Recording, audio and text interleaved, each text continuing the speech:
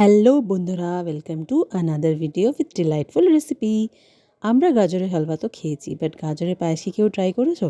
করলে কমেন্ট সেকশানে তোমার এক্সপিরিয়েন্স শেয়ার করো। কিন্তু মাখনের মতো স্বাদের এই গাজরের ক্ষীর কিন্তু খুবই লোভনীয়। বানাতে লাগছে গাজর তো অবশ্যই।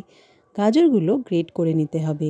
তারপর গোবিন্দভোগ চাল নিয়ে 2 ঘন্টার জন্য ভিজিয়ে কাজুর সাথে গুঁড়ো করে নিতে হবে। এবার আমন্ডস, কাজুগুলো ছোট করে চপ করে নাও। এবার কড়াইতে ঘি গরম করে ফ্লেম সিমে করে কাজু, আমন্ডস আর কিশমিশ ফ্রাই করে তুলে নাও। সেম ঘিতে গ্রেটেড গাজর দিয়ে একটু সতে করে নাও। একটু পরে সামান্য নুন আর 2 চামচ চিনি দিয়ে সতে করে নেবে। সতে করে দুধটা ঢেলে দেবে। মনে আছে আমাদের গোবিন্দভোগ চালের কথা? এবার মিশ্রণটি ফুটে উঠলে চালের গুঁড়োটা দিয়ে দেবে। পাটালি গুঁড়োর ফ্লেভার চাইলে একটু গুঁড়ো দিতে পারো। এবার উপর থেকে ভাজা কাজু, কিশমিশ, আমন্ড দিয়ে সার্ভ করো। গরম হোক কি ঠান্ডা, প্রতিটি চামচেই থাকবে অপূর্ব স্বাদ।